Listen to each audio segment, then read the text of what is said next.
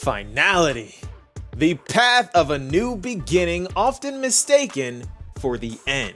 But in reality, this path is what comes after the end, ensuring that everything starts anew. Because without finality, there is only the end. And when there is only the end, there is nothingness. And that is nihility.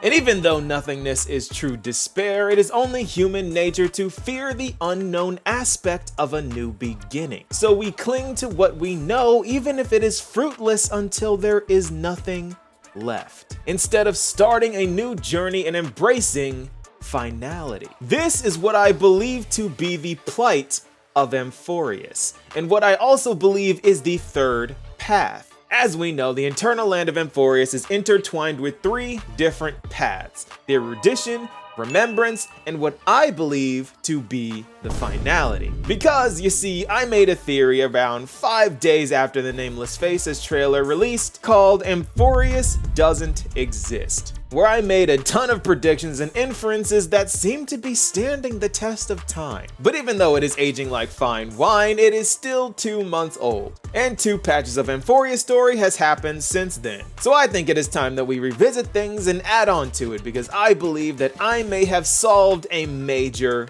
mystery. Because this is the third path of Amphoreus revealed. Okay. So first we gotta talk about the Amphoreus doesn't exist theory, because a lot of what I'm about to say hinges on that. You see, Amphoreus is stuck in an infinite loop, or a samsara. This is why it is shaped like an infinity sign. It is only accessible through the Garden of Recollection's mirrors, which means that it is intertwined with memories. We also know that the entire goal of the Garden of Recollection and Fu Li themselves is to recreate the universe through memories after its destruction, which means Fu Li is attempting to do the same on a smaller scale with Amphoreus. And the erudition is currently looking into how aeonhood works in universal mysteries. So of course, Noose would get in on Fu Li's attempt to recreate a fallen world. But here's the problem. The world is stuck in a loop, because a world that exists only in memory is hindered by its lack of a future. So Fu Li recreates Amphoreus, it dies, and Fu Li recreates it again. So it is stuck in this limbo state, unable to be accessed by literally anyone, including Akivili. So that is why I say, as of right now, Amphoreus doesn't exist.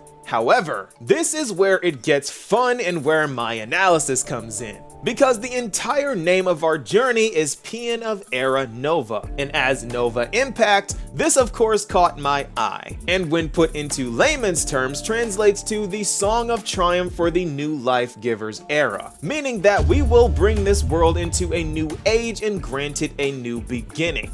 And this is where the finality comes in. Finality is the missing piece that fixes Amphoreus and makes it whole. All this world needs to escape the samsara is a new beginning that leaves their past behind. This is the Amphoreus doesn't exist theory. There is also the Black Tide as a mimetic virus theory that is also good, which explains why the Black Tide is eating and corrupting the world, causing madness, and also explains why Black Swan needs us, because the mimetic entities are weak to mimetic viruses and a lot of that, but that's another thing. Let's talk about finality. You see, if you take a look at what we've seen so far, a new beginning is a major aspect of Amphoreus and something that is fought tooth and nail, because the people of this world are incredibly idealistic and dedicated to their belief systems as well as their homelands. We've seen the Yanis priest that would rather die than live in Akima. We've seen the Kremnoans willing to fight to the death just to die and cash from Kremnos, and we've seen Anaxa, who is so intensely addicted to his heresy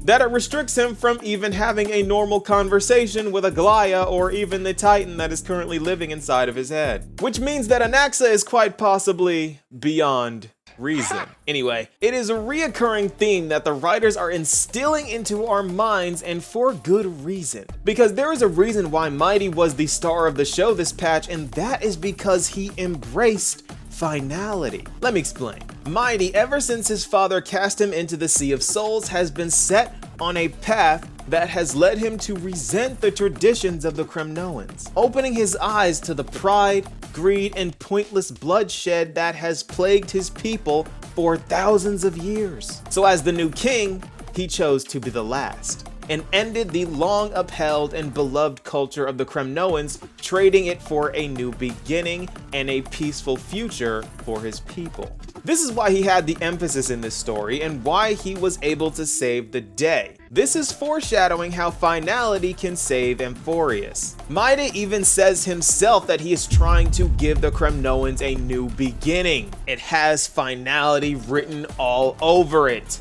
This is also foreshadowed by the fact that our Trailblazer's weapon is a pen of all things. And after everyone has fallen, we alone stand with our pen raised to rewrite the story or epic of Amphoreus, creating a new song of triumph for a new era of life, the paean of Era Nova. That just happens to come after everyone else is dead. The end, leading back to a new beginning, finality. And now I can add even more to this, because now we have our little Memo sprite, who I believe we have all wrong, because Mem represents two paths. She reflects the remembrance because Orynyx the Time Titan is said to collect eroded memories to prevent them from being forgotten, which is exactly what Memo Keepers do, by the way. And Mem is gaining strength by collecting memories and is slowly gaining the ability to speak as the story goes on, which is adorable, by the way. But she also has the ability to travel back in time and transport an entire room back in time, a feat only mirrored by Terminus the Finality Aeon, who's the only Aeon with the unique ability to move backwards through time, giving prophecies of the future. Which explains why Orynyx gave Mem to us after looking into our past. Because we were a Stellaron hunter, a follower of the finality. This is what Orynyx saw, and this is what this entire interaction means. The third path of Amphoreus is traveling right beside us. But Nova, you say? You've said that Amphoreus is doomed multiple times. And yes, I have. And I still believe that it is. I truly think that these people are hopeless and that Mighty is an outlier. This world will be destroyed and reach its end. But it's after this end that comes finality. I set you up from the very beginning. Every aspect of Amphoreus points towards one path that has evaded us, but has also been right in front of us from the intro of the game.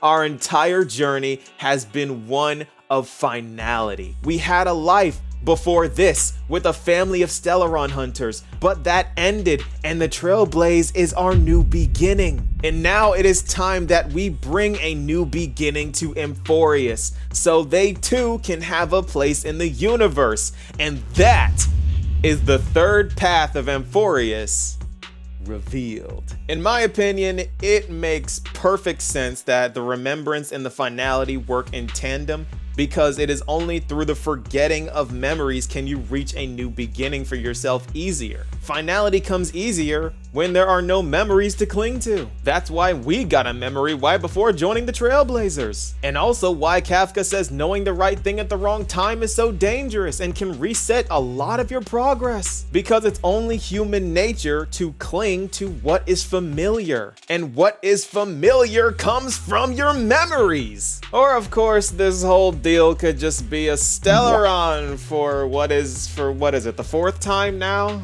Oh, how disappointing that would be.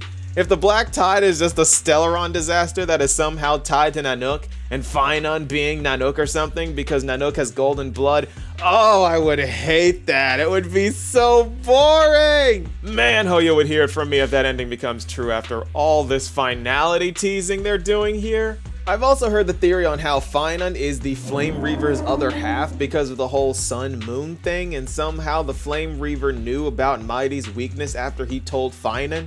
Strange stuff. Personally, I'm not sold on that one quite yet, and I don't really have anything to add to that. Also, strange detail here, he says you're not demigods when Trienne is standing right there, and she still very much had energy at this point. So if he shares information with Finon, or the two somehow share a mind, There's no reason for him not to know that Trian is a demigod. Honestly, I think him going for Mighty's weakness was just him trying to attack him from behind because he wasn't looking. I don't think he actually knew his weakness, but it's possible. I mean, if you pincushion the guy, you'll hit it at some point, right? There are a ton of theories and random info flying around, and I don't think that's going to be stopping anytime soon. Because next patch is Castorus, and who knows what'll happen with that. Apparently our Trailblazer dies. I'm gonna be honest, I'm still lost on that regard. I have no idea what's happening here. Anything, this could be anything. Anything could happen. But as of right now, my theories are looking good. I predicted Fu Tingyun's entire story months before its release.